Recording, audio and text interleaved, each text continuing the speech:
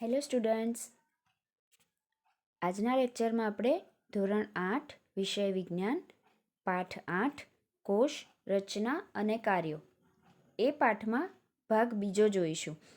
તો પહેલા ભાગમાં આપણે કોષના આકાર અને એની સંખ્યા વિશે ચર્ચા કરી હતી. તો હવે આજે જોઈશું એના કદ વિશે. તો હવે આગળના મુદ્દાઓ પર ચર્ચા કરીએ. જોઈએ કોષનું કદ. સજીવોમાં કોષનું કદ 1 મીટરના 10 લાખમાં ભાગ જેટલું નાનું હોઈ શકે છે અથવા કેટલાક સેન્ટીમીટર જેટલા લાંબા પણ હોય છે. પરંતુ મોટા ભાગના કોષો અત્યંત સૂક્ષ્મ હોવાથી ખુલ્લી આંખો વડે જોઈ શકાતા નથી. તેને માઇક્રોસ્કોપ દ્વારા મોટા અથવા વિવર્ધન કરીને જોવા આવશ્યક છે. સૌથી નાના કોષનું કદ 0.1 થી 0.5 માઇક્રોમીટર છે, જે બેક્ટેરિયલ કોષ છે. સૌથી મોટો કોષ શાહમૃગનું ઈંડું છે. તેનું કદ 170 મિલીમીટર અને 130 મિલીમીટર 170 મિલીમીટર ગુણ્યા 130 મિલીમીટર હોય છે. તો કદ એટલે કેટલી જગ્યા રોકે છે એ દર્શાવવું. સજીવોમાં નાનામાં નાના કોષનું કદ 1 મીટરના 10 લાખમાં ભાગ જેટલું હોય છે, એટલે કે 0.1 થી 0.5 માઇક્રોમીટર. અને મોટા કોષનું કદ 170 મિલીમીટર ગુણ્યા 130 મિલીમીટર હોય છે, જે શાહમૃગ નામના એક પક્ષીનું હોય છે. હવે જોઈએ પ્રવૃત્તિ 8.2. મરઘીના ઈંડાને ગરમ પાણીમાં ઉકાળો તથા તેનું કવચ દૂર કરો. તમને શું દેખાશે? એક સફેદ પદાર્થ કે જે કેન્દ્રસ્થ પીળા ભાગને વીંટળાઈને આવેલો છે. સફેદ ભાગ આલ્બ્યુમિન છે, જે ઉકાળવાથી ઘટ્ટ ભાગમાં પરિવર્તિત થઈ જાય છે. પીળો ભાગ જરદી છે. આ એક કોષનો ભાગ છે. તમે તેને માઇક્રોસ્કોપ વગર પણ જોઈ શકો છો. હવે પહેલી શું કહે છે? શું હાથીના કોષો ઉંદરના કોષોથી મોટા હોય છે? તો કોષનું કદ પ્રાણી તથા વનસ્પતિના કદ સાથે સંબંધિત હોતું નથી. એવું બિલકુલ પણ શક્ય નથી કે હાથીના કોષો ઉંદરના કોષોથી મોટા હોય. કોષના કદનો સંબંધ તેના કાર્યો સાથે હોય છે. ઉદાહરણ તરીકે ચેતાકોષ હાથી તેમજ ઉંદર બંનેમાં લાંબા તેમજ શાખિત હોય છે. તે ઊર્મિ વેગના સ્થળાંતરણનું એટલે કે વહનનું કાર્ય કરે છે. તો જરૂરી નથી કે હાથીના કોષો ઉંદરના કોષોથી મોટા હોય. હા, હાથીમાં કોષોની સંખ્યા વધારે હોઈ શકે છે. દાખલા તરીકે ચેતાકોષો ઉંદર તેમજ હાથી બંનેમાં લાંબા હોય છે. હવે જોઈએ સ્વાધ્યાય 8.4 કોષ રચના અને કાર્ય. તમે અભ્યાસ કરી ચૂક્યા છો કે પ્રત્યેક સજીવ અનેક અંગ ધરાવે છે. તમે ધોરણ 7માં પાચક અંગો વિશે અભ્યાસ કરી ચૂક્યા છો કે જે ભેગા મળીને પાચન તંત્રની રચના કરે છે. કોઈપણ તંત્રમાં પ્રત્યેક અંગ અલગ અલગ કાર્ય કરે છે, જેમ કે પાચન, સ્વાંગીકરણ તથા અભિશોષણ. તેવી જ રીતે જુદા જુદા વનસ્પતિ અંગો પણ વિશિષ્ટ કાર્યો કરે છે. ઉદાહરણ તરીકે મૂળ પાણી તેમજ ખનિજ ક્ષારના શોષણમાં મદદ કરે છે. તમે ધોરણ 7માં અભ્યાસ કર્યો કે પર્ણો ખોરાક સંશ્લેષણ માટે જવાબદાર છે. તો વનસ્પતિમાં મૂળ શું કરે છે? તો પાણીનું અને પોષક દ્રવ્યોનું જમીનમાંથી શોષણ કરશે. પર્ણમાં પ્રકાશ સંશ્લેષણ થશે. તો આ રીતે વનસ્પતિના અલગ અલગ ભાગો અલગ અલગ કાર્ય કરે છે. પછી થડને મજબૂતાઈ પણ આપશે. એ રીતે આપણા શરીરમાં પણ શ્વસન, પાચન આ બધા અલગ અલગ કાર્યો અલગ અલગ કોષો દ્વારા થાય છે. દરેક અંગ એક નાના ભાગ દ્વારા નિર્માણ પામે છે, જેને પેશી કહે છે. નિશ્ચિત કાર્યો કરતા કોષોના સમૂહને પેશી કહે છે. તો આપણે અગાઉ જોયું તેમ કોષોના સમૂહથી પેશી બને અને એ પેશીના સમૂહથી આપણા સજીવોનું અંગ બને છે. પહેલીને સમજાયું કે એક અંગ પેશીઓનું બનેલું છે, જે ખરેખર કોષથી બનેલી હોય છે. જીવંત સંરચનામાં કોષ એ મૂળભૂત રચનાત્મક એકમ છે. એટલે કે મૂળ લેવલથી જ આપણા સજીવોના શરીરના મૂળ લેવલમાં જ કોષ જ રહેલો છે. હવે જોઈએ સ્વાધ્યાય 8.5 કોષના ભાગો. કોષરસ પટલ. કોષના મૂળભૂત ઘટકો તરીકે કોષરસ પટલ, કોષરસ અને કોષ કેન્દ્ર છે. કોષરસ તેમજ કોષ કેન્દ્ર કોષરસ પટલ દ્વારા ઘેરાયેલા હોય છે. કોષરસ પટલ એક કોષને બીજા કોષ તથા ઘેરાયેલ દ્રવ્યોથી અલગ કરે છે. કોષરસ પટલને જીવરસ પટલ પણ કહે છે. કોષરસ પટલ છિદ્રાળુ હોય છે તથા વિભિન્ન પદાર્થોની કોષ અવરજવર માટેનું નિયમન કરે છે. તો હવે આપણે જે ડુંગળીના છાલના અગાઉ કોષો જોયા એમાં વચ્ચેના નાના ભાગને કોષ કેન્દ્ર કહેવાય છે. એ આકૃતિ આપણે અગાઉ જોઈ.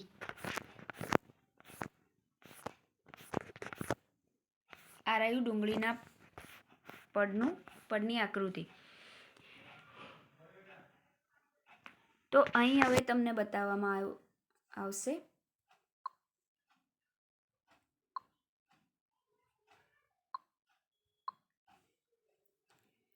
કે વચ્ચેના નાના ભાગને કોષ કેન્દ્ર કહેવાય છે. આ ભાગને કોષ કેન્દ્ર કહેવાય છે. એની આસપાસના ભાગને એટલે આ જે કોરો ભાગ દેખાય છે એને કોષ રસ કહેવામાં આવે છે.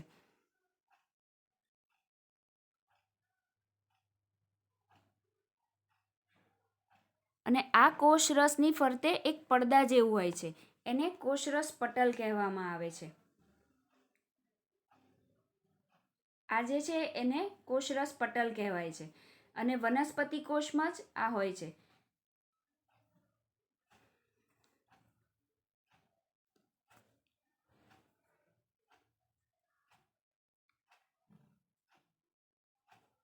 વનસ્પતિ કોષમાં આ જે છે એને કોષ દિવાલ કહેવામાં પણ આવે છે.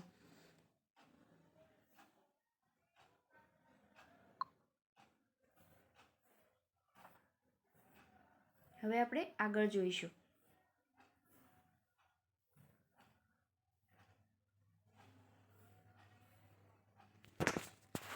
કોષરસ પટલ છિદ્રાળુ હોય છે તથા વિભિન્ન પદાર્થોની કોષમાં અવરજવર માટેનું નિયમન કરે છે.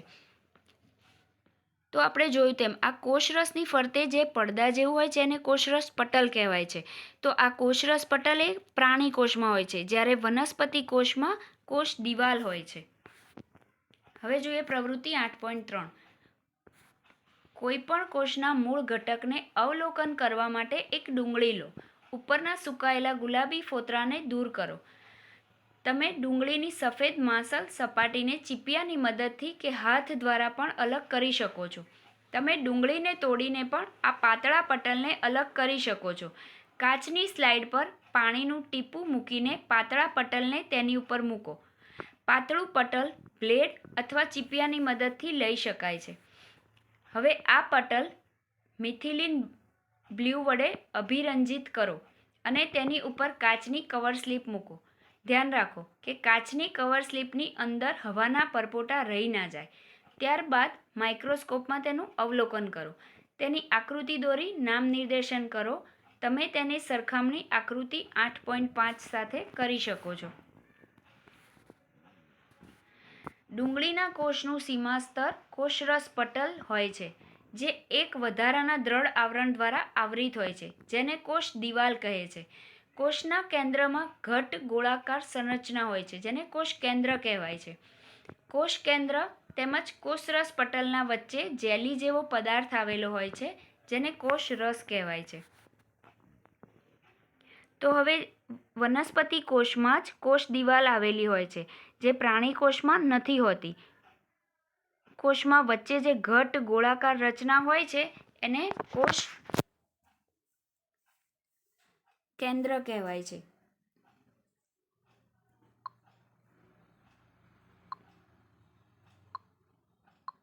આ જે ગોળાકાર રચના તમને દેખાય છે એને શું કહેવાય છે? કોષ કેન્દ્ર કહેવામાં આવે છે. કોષ કેન્દ્ર અને કોષરસ પટલની વચ્ચે જેલી જેવો પદાર્થ હોય છે. અહીંયા આ વચ્ચેના ભાગમાં જેલી જેવો જે પદાર્થ હોય છે એને શું કહેવાય છે? કોષ રસ કહેવામાં આવે છે, જે તમે અહીં આકૃતિ 8.5માં જોઈ શકો છો.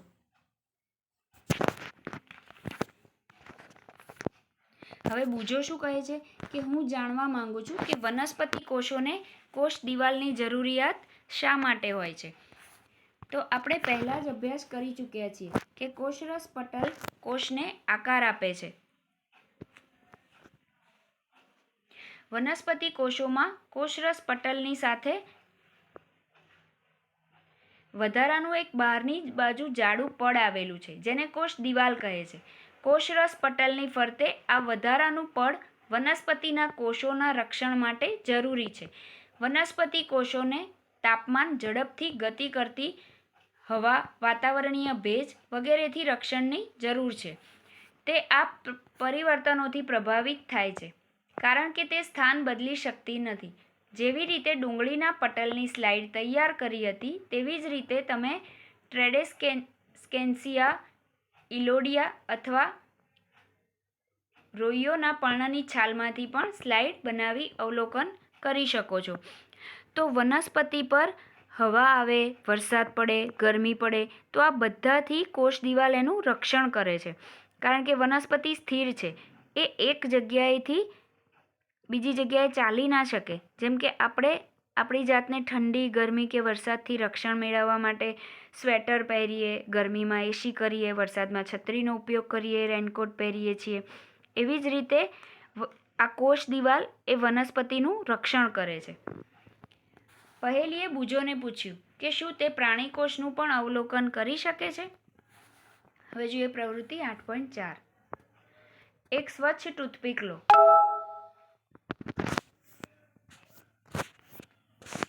અથવા માચીસની સળી લો જેનો ગંધકવાળો છેડો તોડી નાખેલો હોય. તેની મદદથી ગાલની અંદરની સપાટીને ધીમે ધીમે ખોતરો અને તે દ્રવ્યને કાચની સ્લાઇડ પર રાખેલ પાણીમાં રાખો. તેમાં આયોડિનનું એક ટીપું ઉમેરો અને તેના ઉપર કવર સ્લિપ મૂકો અથવા વિકલ્પ સ્વરૂપે મિથિલિન બ્લ્યુના 1-2 ટીપાં લઈ શકો છો. હવે સ્લાઇડનું અવલોકન માઇક્રોસ્કોપમાં કરો. તમને ગાલના પડમાં અનેક કોષો જોવા મળશે. તમે કોષરસ પટલ, કોષરસ અને કોષ કેન્દ્રને ઓળખી શકશો. પ્રાણી કોષોમાં કોષ દિવાલ ગેરહાજર હોય છે.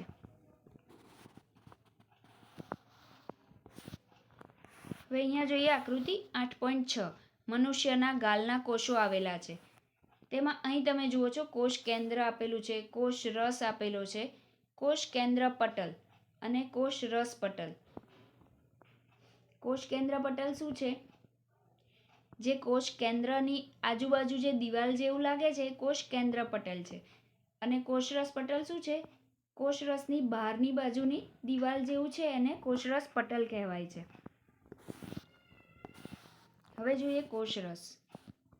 કોષરસ એ કોષરસ પટલ અને કોષ કેન્દ્રની વચ્ચે જેલી જેવા દ્રવ્ય સ્વરૂપે હાજર હોય છે.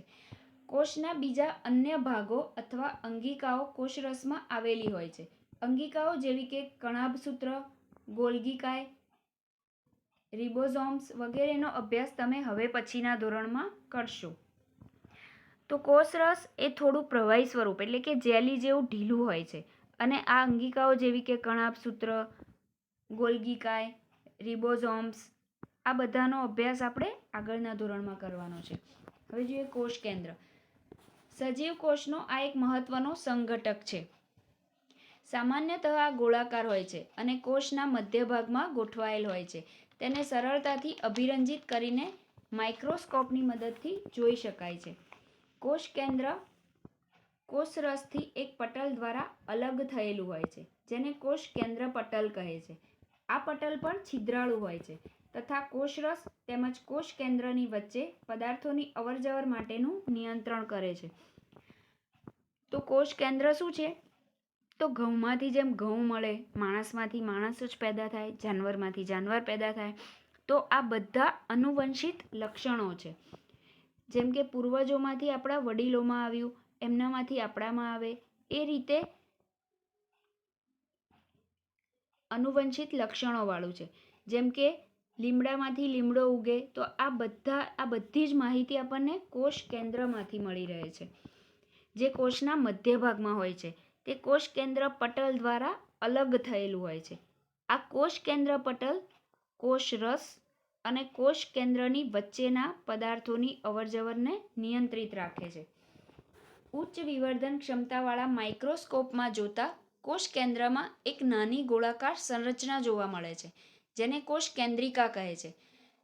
તેના સિવાય કોષ કેન્દ્રમાં દોરી જેવી સમાન સંરચનાઓ પણ જોવા મળે છે, જેને રંગસૂત્રો કહે છે. તે જનીન ધરાવે છે. આ આનુવંશિક લક્ષણોનું પિતૃ પેઢીમાંથી સંતતિ પેઢીમાં વહન કરે છે. રંગસૂત્ર કોષ વિભાજન દરમિયાન જ જોવા મળે છે.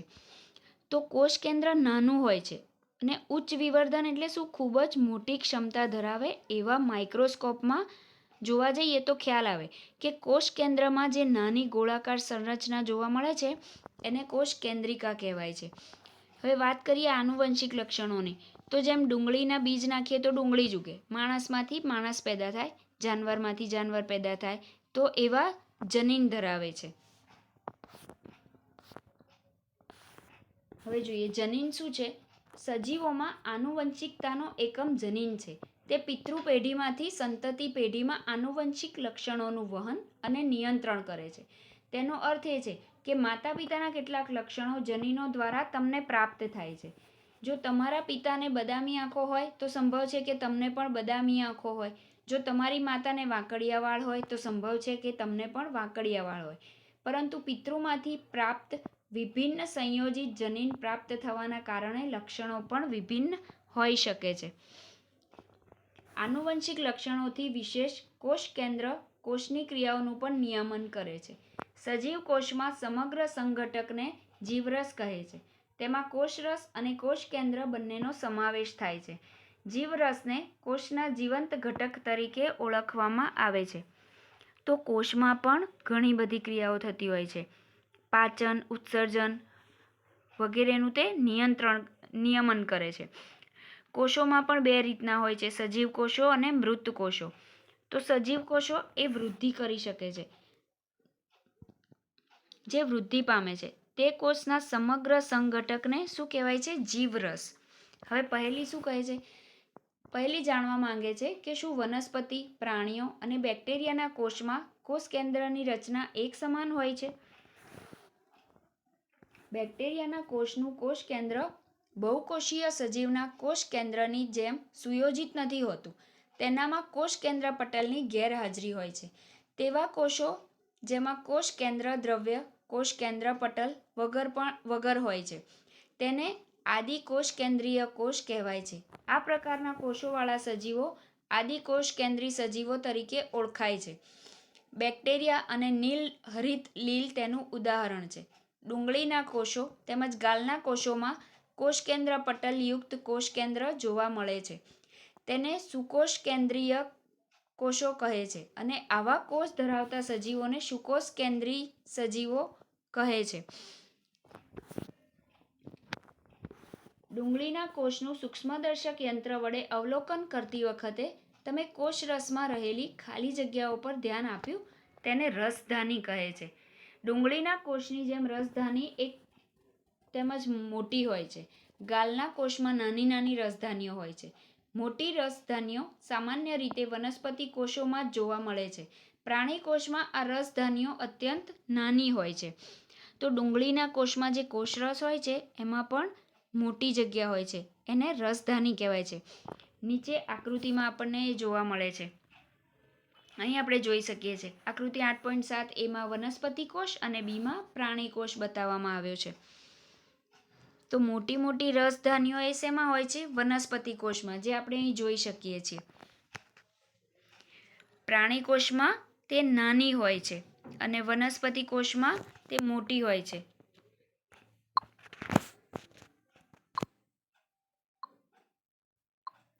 હવે આપણે અહીં જોઈ શકીએ છીએ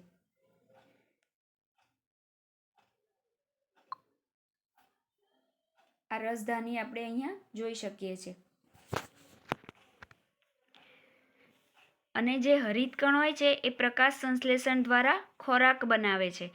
ગાલના કોષમાં નાની રસધાની એટલે કે મનુષ્ય પણ એક પ્રાણી જ છે. તો આપણે જેમ પ્રાણી કોષમાં જોયું તેમ રસધાની નાની નાની હોય છે. તો ગાલના કોષમાં પણ રસધાની નાની હોય છે. ટ્રેડેસ્કેન્શિયાના પર્ણમાં કોષોમાં તમે અનેક નાની રંગીન સંરચનાઓ જોઈ હશે. તે પર્ણકોષના કોષરસમાં વેરવિખેર આવેલી હોય છે. તેને રંજક કણ કહે છે. તે જુદા જુદા રંગોના હોય છે. તેમાંથી કેટલાક લીલા રંગના હોય છે, તેને હરિત દ્રવ્ય કહે છે. લીલા રંગના રંજક કણને હરિત કણ કહેવામાં આવે છે. તે પર્ણોને લીલો રંગ પ્રદાન કરે છે. તમને યાદ હશે કે પર્ણના હરિત કણમાં આવેલ હરિત દ્રવ્ય પ્રકાશ સંશ્લેષણ માટે આવશ્યક હોય છે. તો અમુક વનસ્પતિમાં જે ઝીણા ઝીણા કણો દેખાય છે એ રંજક કણો હોય છે. એ જુદા જુદા રંગોના પણ હોય છે, પણ જે લીલા રંગના રંજક કણ હોય છે એને હરિત કણ કહેવાય છે, જે પાંદડાને લીલું રાખવામાં સહાયરૂપ છે. હવે જોઈએ 8.6 વનસ્પતિ કોષ અને પ્રાણી કોષની તુલના. જો તમે આગળની પ્રવૃત્તિ 8.3 અને 8.4ને યાદ કરો તો તેના આધાર પર વનસ્પતિ કોષ અને પ્રાણી કોષની સંરચનાની તુલના કરી શકશો. આકૃતિ 8.7a b નું ધ્યાનપૂર્વક અવલોકન કરો. ચાલો વનસ્પતિ તેમજ પ્રાણી કોષની વચ્ચે રહેલી સમાનતા તેમજ વિભિન્નતાની યાદી બનાવીએ. કોષ્ટક 8.1માં માત્ર કેટલાક લક્ષણોનો ઉલ્લેખ કરવામાં આવેલ છે. તમે વધારે લક્ષણોનો ઉલ્લેખ કરી શકો છો. તો હવે જોઈએ અહીંયા કોષ્ટક 8.1 વનસ્પતિ કોષ અને પ્રાણી કોષની તુલના. હવે અહીંયા શું આપેલું છે? પહેલા ક્રમમાં કોષરસ પટલ જે વનસ્પતિ કોષમાં હાજર હોય છે અને પ્રાણી કોષમાં પણ હાજર હોય છે. કોષ દિવાલ તો એ વનસ્પતિ કોષમાં હાજર હોય છે, પરંતુ પ્રાણી કોષમાં ગેરહાજર હોય છે. એવી જ રીતે કોષ કેન્દ્ર તો એ વનસ્પતિ કોષમાં અને પ્રાણી કોષમાં બંનેમાં હાજર હોય છે. કોષ કેન્દ્ર પટલ પણ વનસ્પતિ કોષ અને પ્રાણી કોષ બંનેમાં હાજર હોય છે. પછી કોષ રસ તો એ પણ વનસ્પતિ કોષ અને પ્રાણી કોષ બંનેમાં હાજર હોય છે. રંજક કણ તો રંજક કણ એ વનસ્પતિ કોષમાં હાજર હોય છે, જ્યારે પ્રાણી કોષમાં ગેરહાજર હોય છે.